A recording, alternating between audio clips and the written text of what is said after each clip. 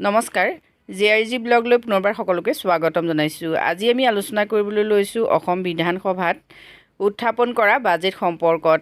2024-25 বিত্তীয় বৰ্ষৰ বাবে আজি বিত্তমন্ত্ৰী অজন্তা নেওগে বাজেট উত্থাপন কৰে। এই বাজেটৰ বিভিন্ন দিশ আমি পৰৱৰ্তী পৰ্যায়ত আলোচনা কৰিম। মাত্ৰ ছাত্ৰীসকলক বিশেষকৈ এই বাজেটে কি সুবিধা প্ৰদান কৰিব সেই সম্পৰ্কতহে এই ভিডিঅ'টোত আলোচনা কৰিম। ছাত্ৰীৰ শৈক্ষিক যাত্ৰাত উদগনিমূলক পদক্ষেপৰ নতুন মাত্ৰা প্ৰদান কৰি আজি বাজেটত বিত্তমন্ত্ৰী মহোদয়াই উত্থাপন কৰে মুখ্যমন্ত্ৰী নিযুত মইনা আঁচনি, যিখন আঁচনিত মুঠ আবণ্টন কৰা হৈছে 240 কোটি টকা।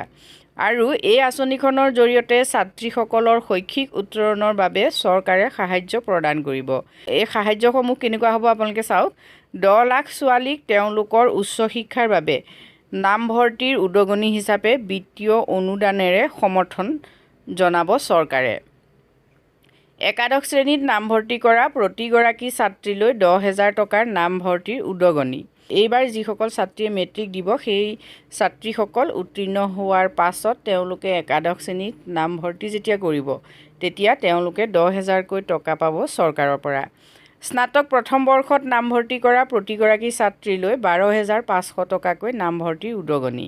অৰ্থাৎ যিসকলে এতিয়া উচ্চতৰ মাধ্যমিকৰ পৰীক্ষা দিছে সেইসকল ছাত্ৰীলৈও ভাল খবৰ। তেওঁলোকে যেতিয়া স্নাতক পৰ্যায়ত এডমিশ্যন ল'ব তেতিয়া তেওঁলোকক 12,500 টকাকৈ নামভৰ্তিৰ বাবে দিয়া হ'ব উদগনি হিচাপে।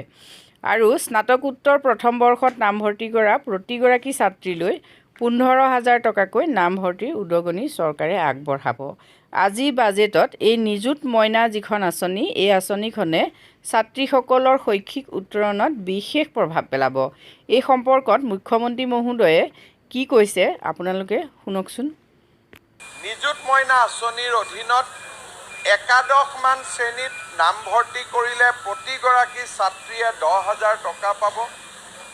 দ্বিতীয়, যদি আমি সেই ছাত্ৰীজনীয়ে যেতিয়া আমাৰ ডিগ্ৰী পঢ়িব তাত এডমিশ্যনৰ কাৰণে 12,500 টকাৰ উদগনি লাভ কৰিব। আৰু পষ্ট গ্ৰেজুৱেট পঢ়িলে 15,000 টকাৰ উদগনি পাব।